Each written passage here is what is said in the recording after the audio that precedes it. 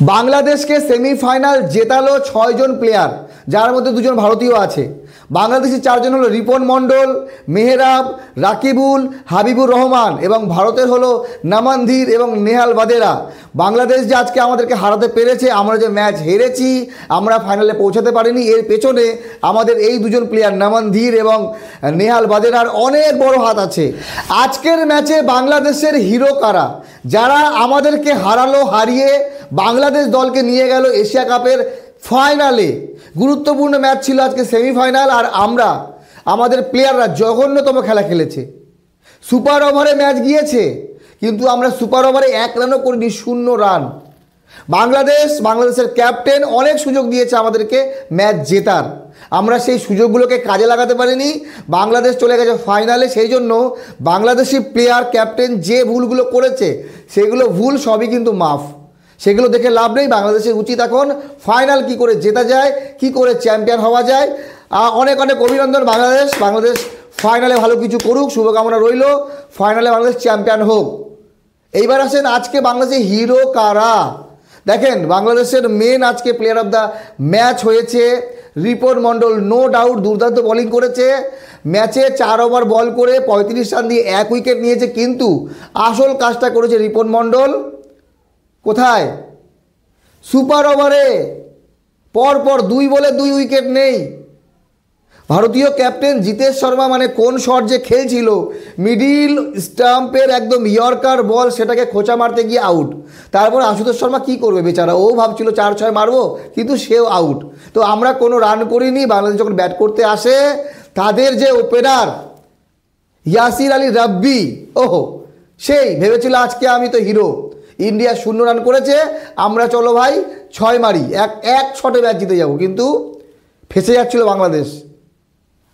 ইয়াসির আলী রাব্বি প্রথম বলে সুহাস শর্মা বলে ক্যাচ উঠিয়ে দিয়ে বাড়ি, তারপরে আসে আকবর আলী এবং বল হয়ে যায় ওয়াইড, ম্যাচ জিতে যায় বাংলাদেশ। রিপন মণ্ডল, আমার মতে রিপন মণ্ডল যত বড় হিরো তত বড়ই কিন্তু মেহরাব 18 বলে 48 রান করে, 6টি 6 মারে, বিশেষ করে 19তম ওভারে 28 রান নেয়। কার এগেনস্টে? নামানধীরের বলে। তারপরে একজন যে হিরো সে হলো রাকিবুল 19তম ওভার বল করে, 19তম ওভার বলে মাত্র 5 রান দেয় এবং গুরুত্বপূর্ণ 1 উইকেট নিয়ে নেয়। তারপরে হচ্ছে হাবিবুর রহমান সোহান, ওপেনিং করতে গিয়ে দুর্দান্ত 65 রান করে 46 বলে। তো বাংলাদেশের আজকের যে জয়, সেই জয়ের 4 জন হিরো, সেটা হলো রিপন মণ্ডল, মেহরাব, রাকিবুল এবং হাবিবুর রহমান, আর 2 জন আছে আমাদের দল থেকে। বাংলাদেশ জিতলো, আমাদের দলের প্লেয়াররা কী করে জেতালো? প্রথম নাম বললাম নামানধীর, যেই নামানধীর 2 ওভার বল করে 33 রান দিয়েছে, প্রথম ওভার উইকেট নিয়েছিল, 5 রান দিয়েছিল, তারপরে তাকে আবার ক্যাপ্টেন নিয়ে আসে, কিন্তু উড়াধুরা মার খায়, এমন মার খায় যে আমরা ম্যাচের বাইরেই বেরিয়ে যাই।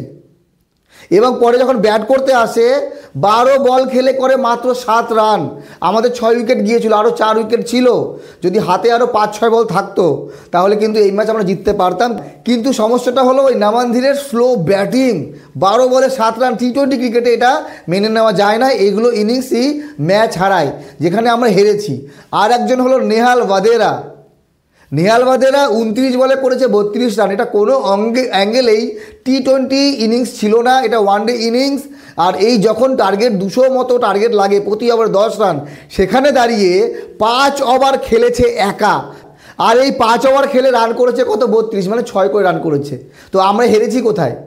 যেভাবে দুর্দান্ত স্টার্ট করেছিল বৈভব সূর্যবংশী মাত্র 15 বলে করে 38, তার সঙ্গে ওপেন করতে নেওয়া প্রিয়াংশ 44 বলে 23। কিন্তু আশ্চর্যজনকভাবে ভারতীয় কোচ সুপার ওভারে ব্যাট করতে নামায় কাকে? জিতেশ শর্মা এবং রমনদীপকে, তারপরে আশুতোষ শর্মাকে। সূর্যবংশী এত ভালো ব্যাটার, এত ভালো শট আছে তার হাতে, তাকে নামালো না, কিন্তু খোঁচা মারা ব্যাটসম্যান ক্যাপ্টেন আমাদেরকে হারিয়ে দিল। জিতেশ শর্মাও কিন্তু বাংলাদেশের হিরো বলতে পারেন হারানোর জন্য। সুপার ওভারে যদি আমরা 10 থেকে 12 বা 14 করতাম, কমসে কম খেলা তো হতো, ফাইট তো দিতাম, কিন্তু আমরা ফাইট দিতে পারিনি। বাংলাদেশ দলগতভাবে ভালো খেলেছে, অনেক ভুল করেছে, কিন্তু সেই ভুলগুলো দেখে আমরা কি করেছি? কিচ্ছু করতে পারিনি, সেগুলোকে কাজে লাগাতে পারিনি। ম্যাচ টাইও হতো না, সুপার ওভারও যেত না, যদি ওই আকবর আলী একটু মাইন্ড খাটাতো, বল যদি সেই সময় ছুঁড়ে না মারতো। কারণ জয়ের জন্য রান লাগে 4, ড্র করতে 3, এই বলটা ছুঁড়ে দিল, সেখানে 3 রান হয়ে গেল। যাই হোক বন্ধুগণ, যেটা হয়ে গেছে, কিন্তু রিপন মণ্ডলের জন্য জোরে একটা হাততালি।